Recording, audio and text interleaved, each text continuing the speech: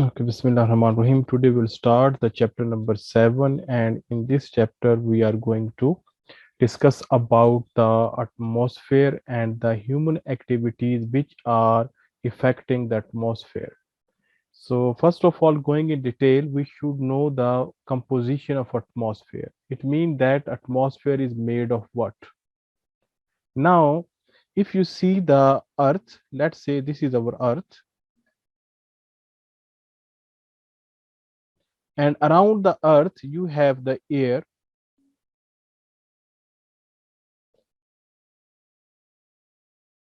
and after that space will start.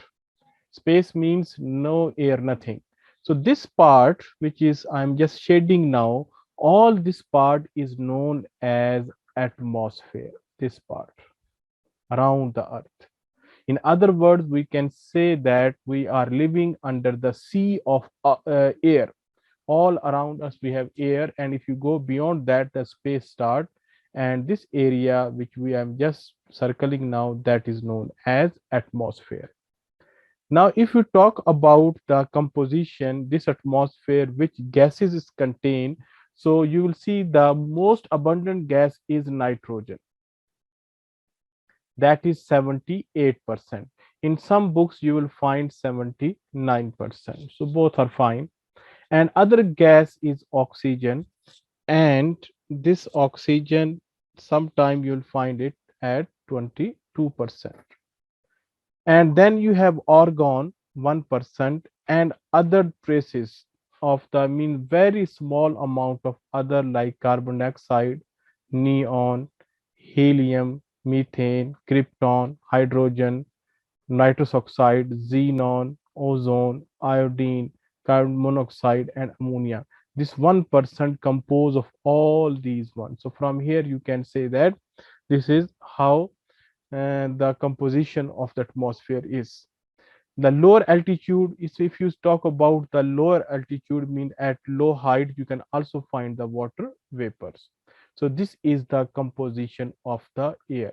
So mainly gas is nitrogen, oxygen, mainly. After that you have argon, and other traces you have the gases as we discussed now. So this is the composition of the atmosphere. This thing they have shown in the form of a, you can say, pie chart. You can see our graph. You can see here, this is nitrogen, this is oxygen, and 1% are the other gases. Got it? Now again the same thing. Here you can see that nitrogen 78, 20, 0.93, and all these gases you can see here. This is the basic composition. One diagram is enough, but I just want to show, maybe in the exam they will give you a different one, and you don't no need to be confused, but mainly you should know that which gases are present and what is approximate percentage of nitrogen, oxygen, and other one. Now here we talk about the different components, and we'll talk about the importance to the life on earth. For example, the first one is nitrogen, and what is the percentage in atmosphere? 78%. And why it is important? So it is really important for growth of the plant. Remember, we in biology you also have in chemistry NPK fertilizers. These are the fertilizer which has nitrogen, phosphorus, and potassium, and nitrogen is also important for the growth of the plant. So this is the first thing they have. After that, oxygen. Oxygen, it is 20% or 21%. And why it is important? Produced by photosynthesis. It is produced by photosynthesis and used in respiration. Respiration is we are breathing. All the humans and animals, they need oxygen for respiration. After that, you have the water vapors, that is H2O, but in the form of gas, and the percentage is 0.2%. And the source from where it is coming, precipitation, mean rain, snow, sleet, and provide the most natural greenhouse gases vital for existence of life. And water, you know that it is really important for the life existence. Without it, very difficult to live, or you cannot live without water. After that, you have carbon dioxide. The percentage is 0.3 used in plants for photosynthesis. When the plants are doing the process of photosynthesis, so they are doing this one. And also it's a greenhouse gas, and it cover our planet, and then it is can cause the global warming. After that, you have argon. Argon is, you have 0.93%, and other gases, they put them in one because all these are noble gases. So here argon, they have 0.9, and these traces mean very small amount, very small quantity, and can create an inert atmosphere to protect the materials from reacting with oxygen and other gases. This is the question also in chemistry, the uses of noble gases, and they are inside the bulbs. Okay, why? Because they make atmosphere and make the gases unreactive. After that, you have noble gases, particle dust. Mean they also have the noble in the form of dust also, noble gases, absorb and reflects incoming shortwave radiation from the sun. Water vapors condense in particles, forming droplets in ice crystals, which are the basis of cloud formation. They are saying that no noble sorry, not no, noble, non-gaseous particles. The non-gaseous particles, like you have dust particle, sometimes you have other particles, so they are important for what? To absorb the short wave radiation, and also they convert the water vapors into clouds, water droplets. So this is another important use of non-gaseous particles in the atmosphere. After that, the third one, you have the pollutants. What are the pollutants? You have sulfur dioxide, you have nitrogen dioxide, you have methane. Now here, the word pollutant, when they're talking about word pollutant, pollutant means that anything which is not in the atmosphere naturally, it is added by the human activities, or it is added from the earth, like sulfur dioxide, like nitrogen dioxide, like methane. So then these are known as pollutants, and they are found in a very small quantity. And what their importance can lead to the smoke.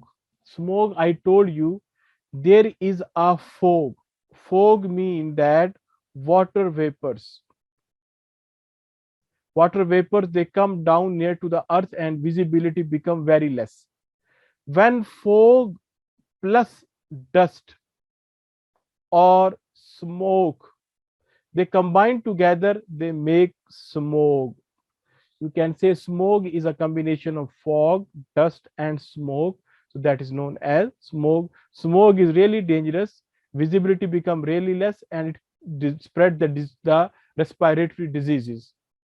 So this is the whole, the things which are present inside the atmosphere. Their components are here, the composition is here, and the importance to life or their effects on life.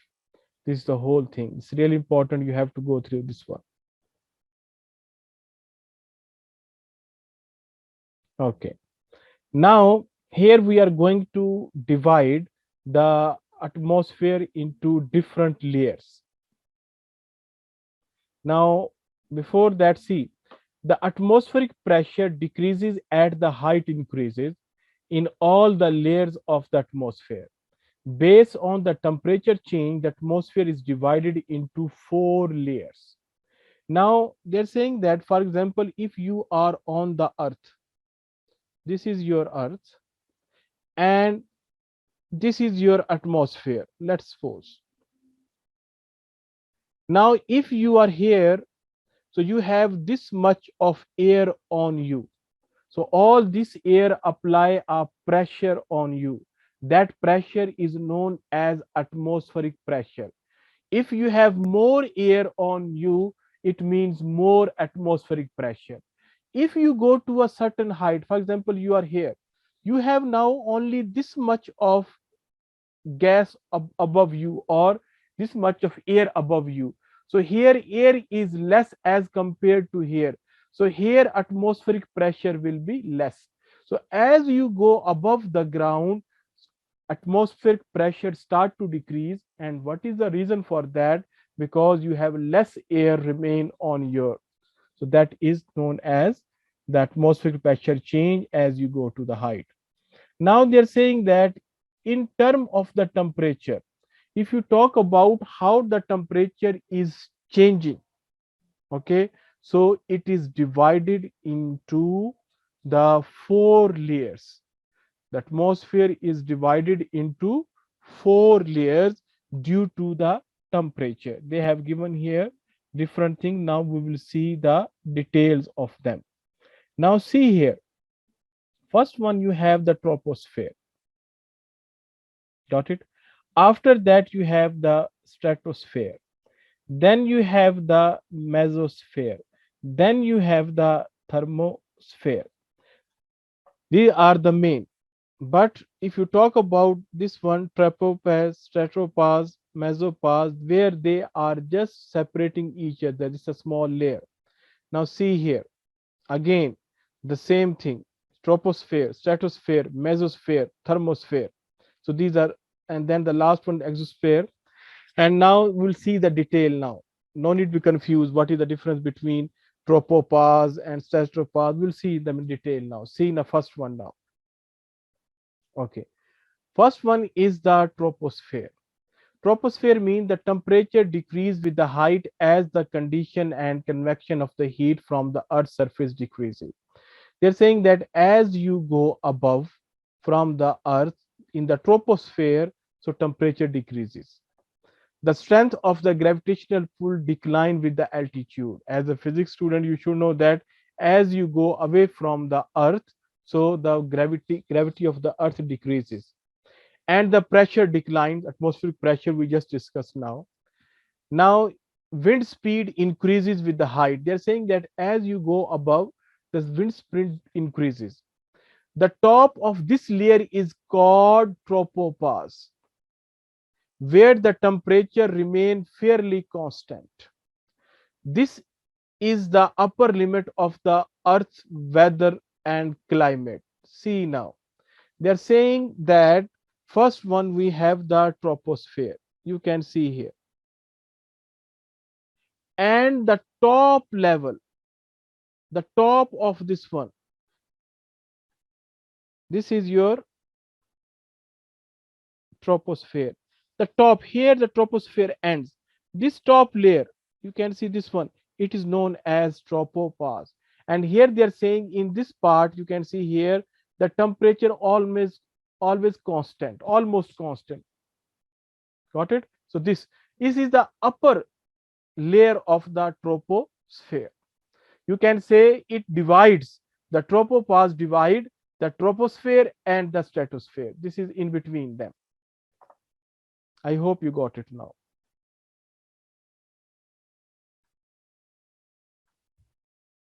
After that, you have the stratosphere. The one important point here, they're saying that this upper limit to the Earth's weather and the climate. So this there, by this upper limit, they decide this stratopause, this one. So here they decide the what will be the weather and what will be the climate of a particular area.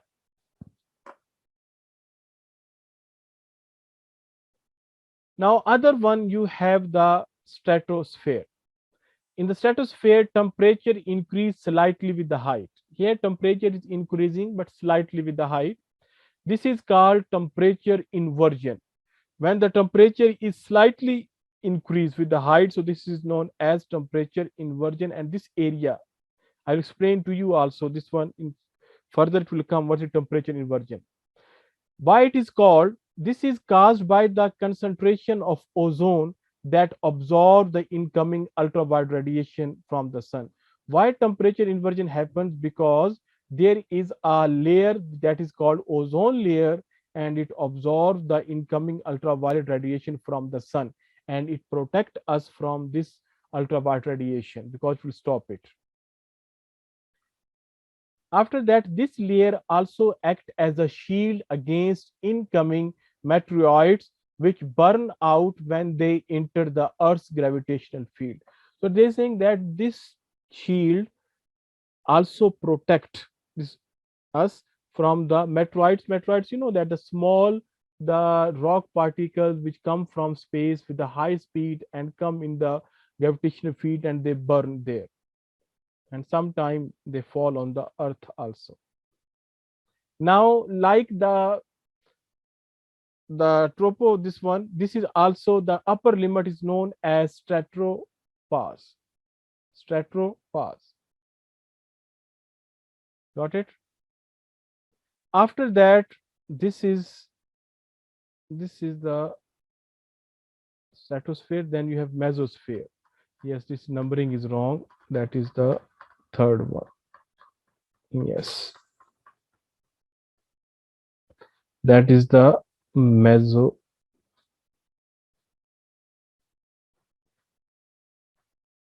Okay. Then after that, you have the mesosphere.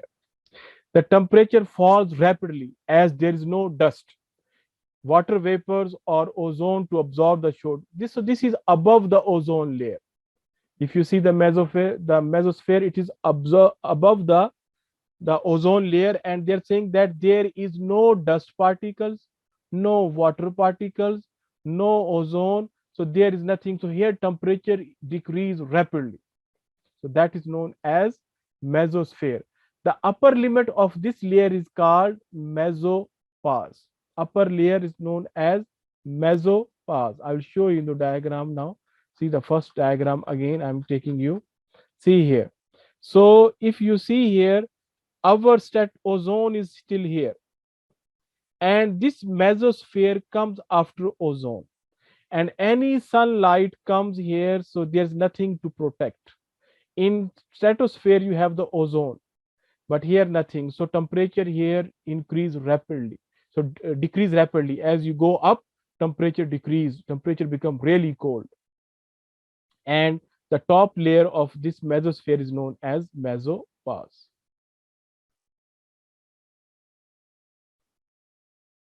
The fourth one is the last, that one, temperature rise rapidly because the absorption of ultraviolet radiation by atomic oxygen. They're saying there is atomic oxygen is there, and oxygen in the form of atoms, not in the form of molecule. You'll find it oxygen like this in the atomic form, not in the molecule form. So here temperature rises rapidly, and the temperature, the upper limit of this layer is called the thermopause. So these are the four layers of the atmosphere depending on the temperature. These four layers which we have studied now, they are divided according to the temperature. So this is the assessment. You just complete them by using these words. So inshallah you can do it. After that, you have the natural greenhouse effect. What is natural greenhouse effect? Now, it is a process, and that helps keep the Earth's surface and atmosphere warm. The Earth receives incoming shortwave radiation from the sun. Half of this radiation is absorbed by the Earth's surface, around 20% absorbed by the atmosphere, and 30% reflected back by the clouds and the Earth's surface. It going back to the space again. So due to that, temperature of the Earth remains a constant value. So we will see this is a natural process. If there is no pollution, nothing, so it happens like this. You can see here. So here you can find the radiation from the sun comes here. From here, some goes back. From here, some absorbed by atmosphere, and some is remain in the atmosphere. So the temperature of the earth remain up to a certain value. So this is natural greenhouse effect. So here, as the earth's surface warms, outgoing long wave radiation is emitted back into the space. They're saying natural process. If the earth's temperature increase, naturally the long wave radiation they start to go back into the atmosphere. Greenhouse gases absorb some of these radiation and deflect it back to the earth's surface. Now here the human activity start. They are saying that when you are burning the fossil fuels, so then you have the greenhouse gases like carbon dioxide. They also form a layer around the earth, these gases. So whenever what they will do, they allow the waves radiation to come in, but they don't allow it to go back. So by this way, the temperature of the earth increasing. So this process maintains the earth's temperature at around 33 degrees Celsius, warmer than the otherwise.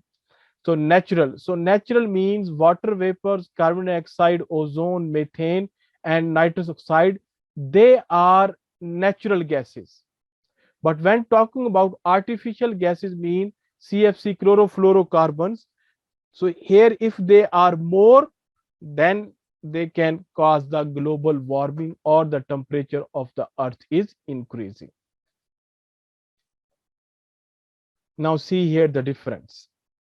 This is the natural greenhouse effect.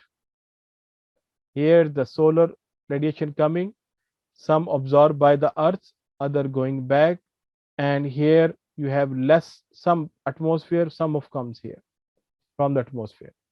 But human enhanced greenhouse, human they cause the pollution by burning fossil fuel. See, radiation is coming back here. Sorry, coming to the, you can say from the sun coming to the earth. From here it won't go back, but again it's reflected back. Okay, so see now the temperature, you can see the red thing, temperature is increasing. If you see the temperature here, so here the temperature is higher, so it means less heat escape to the space. Here more heat escape to the space. So due to that, temperature of the earth is increasing. So this is known as global warming. Due to this, the ice is melting on the poles. Atmospheric pollution and its causes. We'll see the atmospheric pollution and its causes now. Air pollution occurs when atmosphere contains gases and substances, pollutants, in a harmful amount. They're saying in a small amount it is acceptable, but if they will be in a large quantity, then they become harmful. The substances that directly pollute the atmosphere are called primary pollutants. So here, what is the primary pollutants? The substances which directly pollute the atmosphere. If the primary pollutants undergo a chemical reaction and resulting a compound, so those compounds are known as secondary pollutant. So you should know the difference between primary. Any substance, for example, now you have this substance A, it directly it will make the pollution, but other way, okay, first see when it's make directly, so this is known as primary pollutant. But if it will react with another thing C and make another substance, that is, let's say D, compound of A and C, so this is known as secondary pollutant. Both are pollutant, but one is first and then second. So one is the smoke. What is a smoke? I told you before now. When the fog plus dust plus smoke, when they combine together, so they make smoke. Burning of fossil fuels in industry, homes, and vehicle provided particular. So the smoke and dust and for fog to form the smoke. So this is the smoke is primary or secondary pollutant. Can anybody tell me?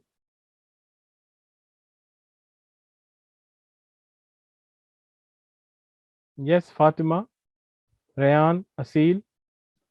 This smoke, it is primary or secondary pollutant? Secondary.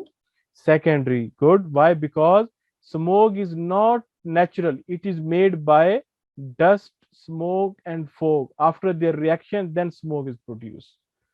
Thank you for the answer. Okay. After that, you have the photochemical smoke. Photochemical. From the name, you can say what you mean by photo. Photo mean light. Involves chemical reaction induced by sunlight. Some pollutants, when sunlight fall on them, so they make a reaction and produce something new. So that is known as photochemical smoke. These reactions convert them into harmful substances like ground level or tropospheric ozone, bad ozone. There is ozone is two type. One good ozone is above in the sky, which protect us from the ultraviolet radiation. Other ozone is created by the photochemical reaction and it is near to the ground. After that, you have volatile organic compound. VOC mean volatile organic compound. The chemicals which cause photochemical smoke that easily enter the atmosphere gases mainly from evaporation.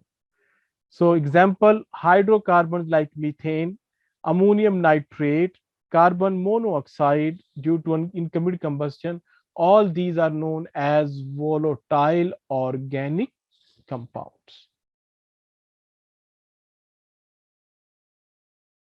Temperature inversion, this word, remember, we just used it before.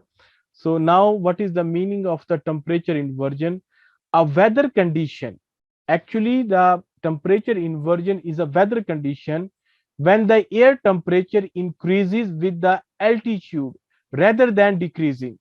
As we discussed before, that if you are on earth and if you go above, so temperature will decrease.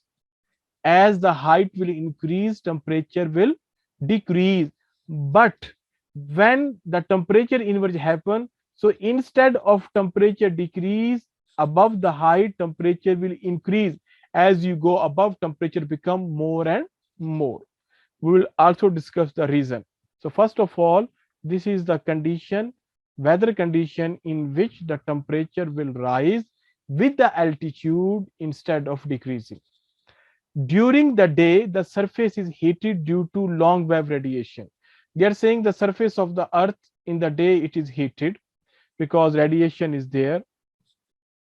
On calm and clear nights, but at night the earth's surface become cool quickly, the emitting the radiation, cooling the air. So what will happen? The air above the ground it's become cold only because earth become cold, but above still it is hot. At higher altitude, the air does not cool quickly. So this air becomes warmer than the air below. Once again, here, when in the day, when the sun was there, so the air become hot and rises up. So here it is hot air now. But at the night, when there's no sun, the air become cold here. So up here you have hot air, here you have cold air. If you go above, so air become hot, hot, hot. So this is known as temperature inversion, and it happens especially in the hot season when in the day temperature is high and at the night temperature is low. So this layer of warmer air is inversion layer and disrupt the regular conversion currents. The concentration of smoke pollutant increase often in valleys surrounded by the steep side. You see here now. This is the diagram. So these are the normal conditions. Got it? So these are the normal condition. But here you can see here warm air down, cooler air, then cold air. As you go above, the temperature of the air decreasing. But here when temperature inversion happens, here you have cold air, in between you have the hot air, and again you have the cold air. and there's the smoke and all these things, they do not go up and they remain down, and this layer is known as inversion layer. Got it? Yes. Yes. After that you have enhanced greenhouse effect. So it is created by addition of greenhouse gases, mean that the human activities like the burning the fossil fuel, using the car, so all these they release the greenhouse gases, and these gases they increase the greenhouse effect. More heat retained in the atmosphere, so you will find more heat in the atmosphere, heat will not escape to the space. Increased temperature of the earth's surface leading to global warming and climate change. They are saying that due to this enhanced effect, the global warming means the temperature of the earth is increasing day by day, and also the temperature is changing in different places. You know that before Saudi Arabia there is no snow, but now they have a snow here. So this is also a weather shift. Now here we will see the greenhouse gases, and we'll see that human activities they which are increasing that particular gas. So in this table we will discuss the greenhouse gas and how it is produced. For example, first one is carbon dioxide. It is produced by burning the fossil fuels, and is also deforestation, means you're cutting the trees so they cannot absorb the carbon dioxide. This is the first thing. After that you have the methane, and the formula is CH4. So cattle and rice production they release methane gas. Coal mine they also release the methane gas. Deforestation also they cannot control the methane gas, and decomposition of the waste, landfill site, these waste from the homes and this one they also release the methane gas. Even the waste from the animals dung, this is known as the waste from animal, they also release the methane gas. So this is another greenhouse gas. After that you have CFCs, mean you have chlorofluorocarbon, CFCs, C for chloro, F for fluorocarbons. From where they are produced, aerosol sprays, mean perfumes, you have air fresheners like this, body sprays. Also the fire extinguishers which are used to put off the fire, they also produce the CFCs. Refrigerators and air condition they also produce the chlorofluorocarbons. Then you have the nitrogen oxide. Nitrogen oxide inside the car exhaust, in the cars, in chemistry you study that one, that is the word is known as catalytic converters. In chemistry you have this one. So it is a device like this.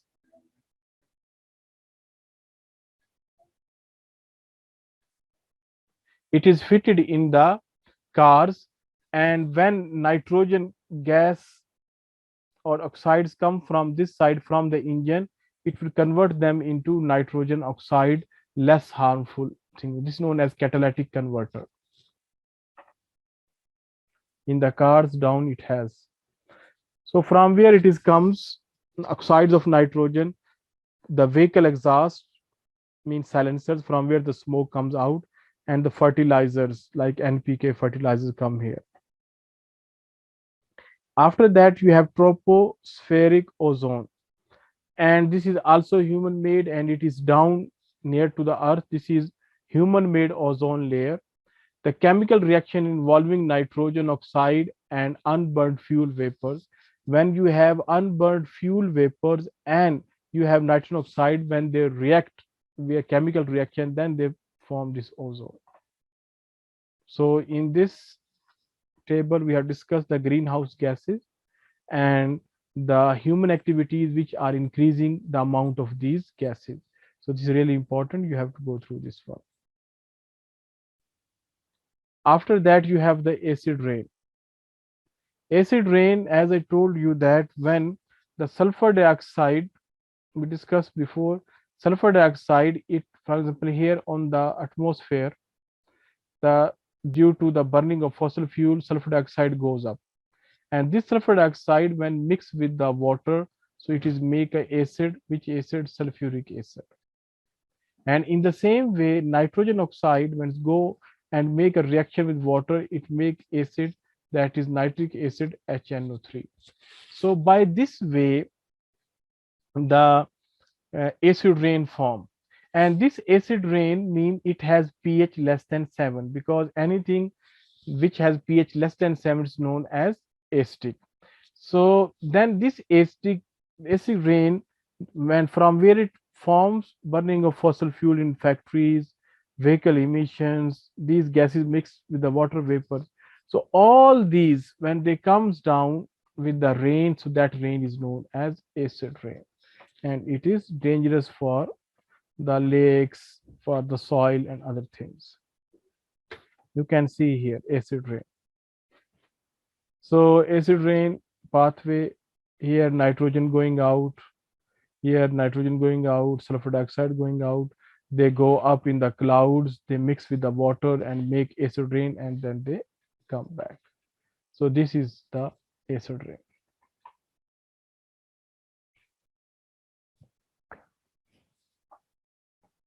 After that, you have the ozone layer depletion.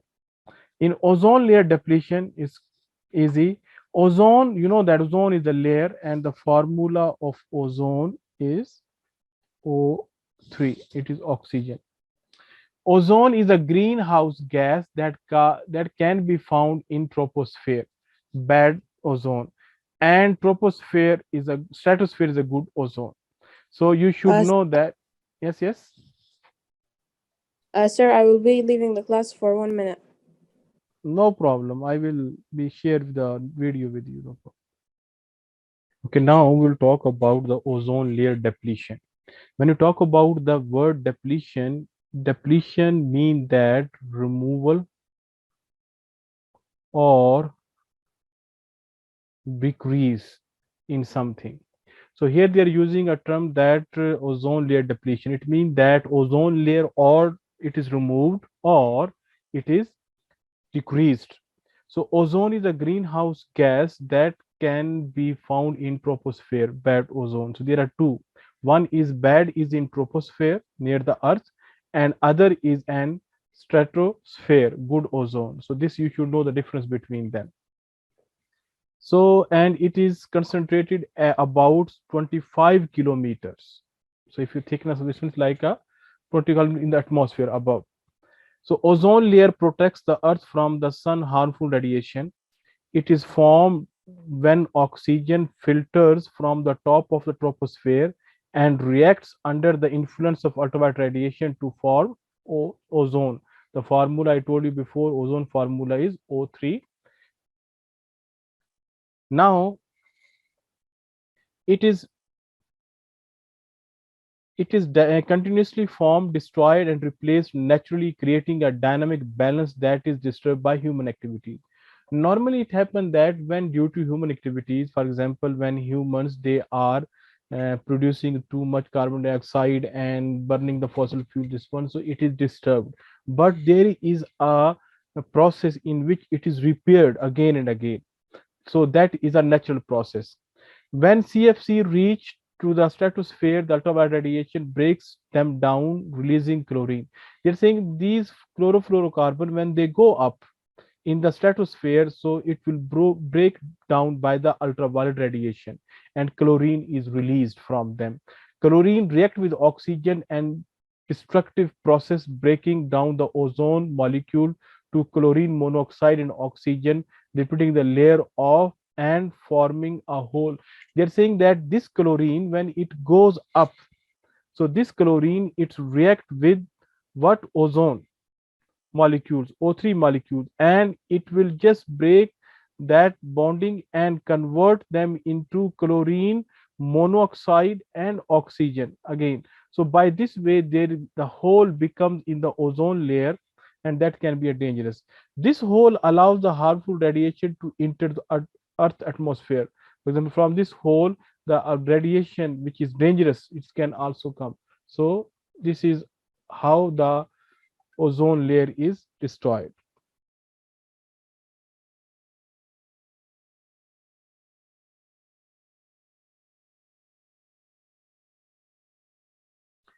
Now you can see here this process, solar radiation. So here the solar radiation is going on, and this is the stratosphere, and this is the ozone layer. Now see this chlorofluorocarbon, they're releasing the chlorine and how it is eating the ozone layer. You can see here. And eventually they will make a hole, and from here the ultraviolet radiation can come inside. You can see this diagram. This is another diagram, the same thing. So here you can see it's a chlorofluorocarbon. So when radiation fall on this one, chlorine becomes separate, and this chlorine react with ozone and convert into chlorine oxide, monoxide, and oxygen. So there is a become hole and allow the radiation to enter. So this is the same thing. Now the impact of atmospheric pollution. How the atmospheric pollution impact? First, we will see the pollutant, for example, smoke, and these are pollutant molecules, and which are their volatile molecules like benzene, ethyl glycol, okay, formaldehyde, methylene chloride, and toluene. So these all in the smoke. In the smoke, you have these particles inside, which molecules inside. And what they will do, irritation to the eyes and throat. This is really important because maybe in the exam they can ask this one. Respiratory disease like asthma, like you have the fine particle getting into lungs, leading to the lung cancer, strokes, and the heart attacks, and breathing difficulties. So the smoke in which you have these particles inside, so then they can cause these problems too. Okay, after that you have acid rain. In the acid rain, what is the cause? Sulfur dioxide and nitrogen dioxide. Acidification of the groundwater, making the water undrinkable, can cause the diarrhea and stomach upset. The water is consumed. The aluminium leached from the soil to the groundwater. Acidification of groundwater, damage tree roots. Crop yield decline, mean the quantity of the crops it will decline.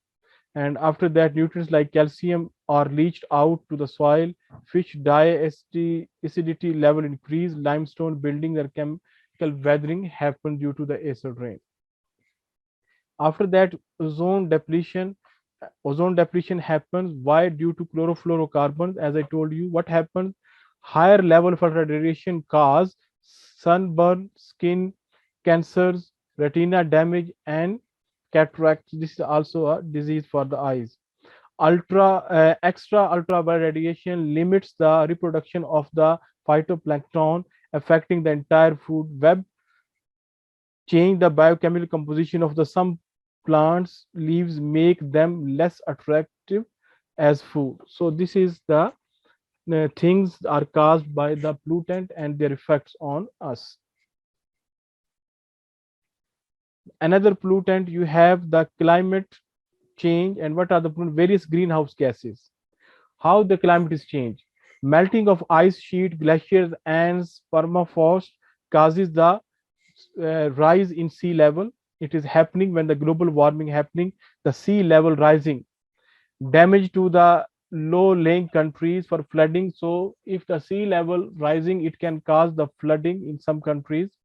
Forced migration as people lose their homes and farmland from rising the sea level. Loss of biodiversity, habitat, extinction of the animals and plants cannot adopt. If a plant cannot adopt the weather climate change, so maybe it will be distinct. Increase the droughts and could lead to the desertification and famine. The sea level rise lead to the loss of coastal land and increase erosion. So this can happen. After that, managing the atmospheric pollution. How you can manage atmospheric pollution? For that, you have the different steps. Number, reducing the carbon footprints. You have to reduce the carbon usage.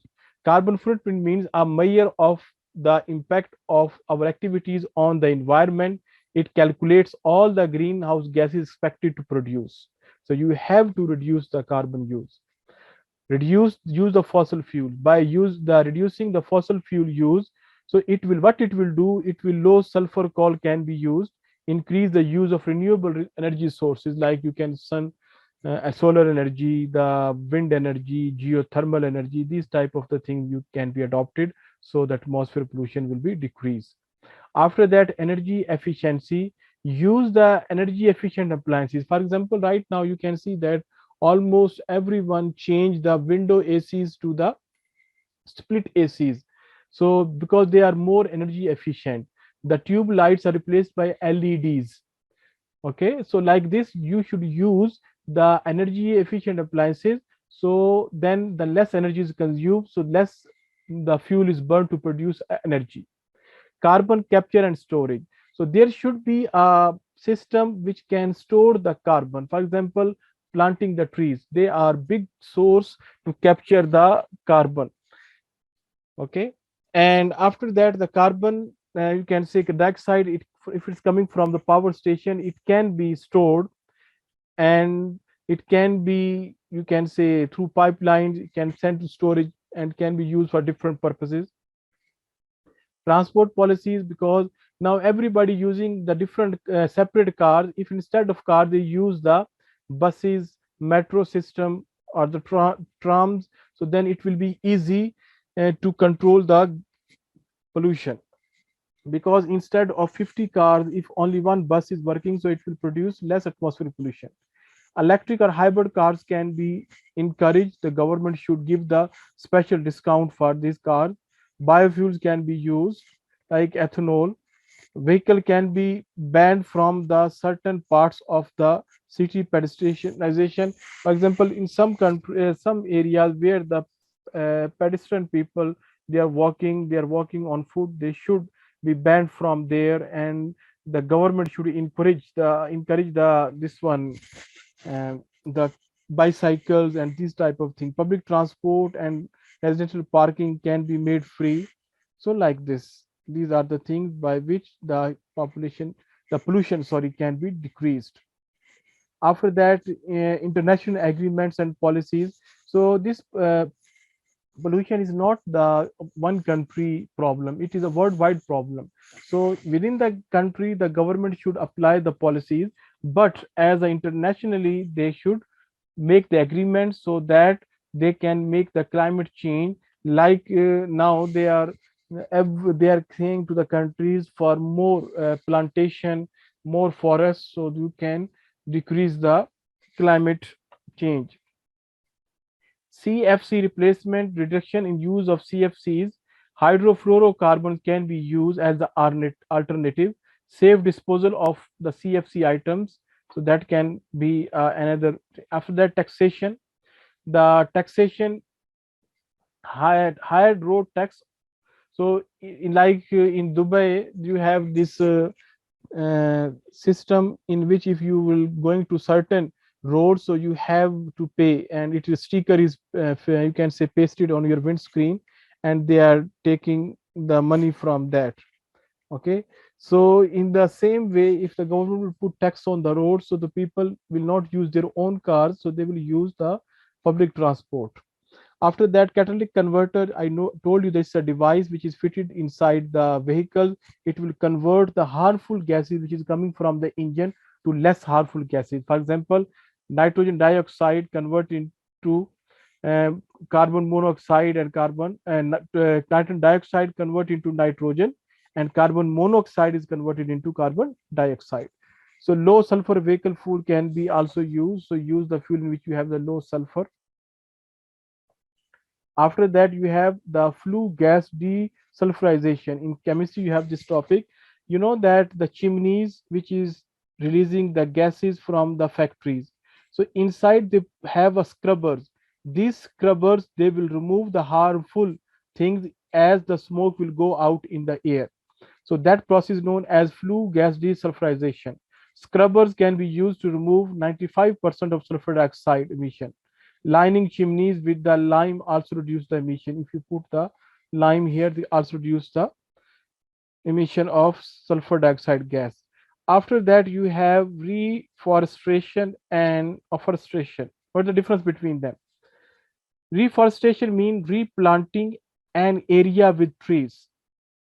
Afforestation means planting trees in a barren land. Barren land means there is nothing before, empty, dry land. So this is the difference between them. So you should do both things to reduce this one. So these are the key terms used in these things, and go through this one, inshallah. And next class we are going to do the past papers for the chapter number 7, classified past papers. Thank you.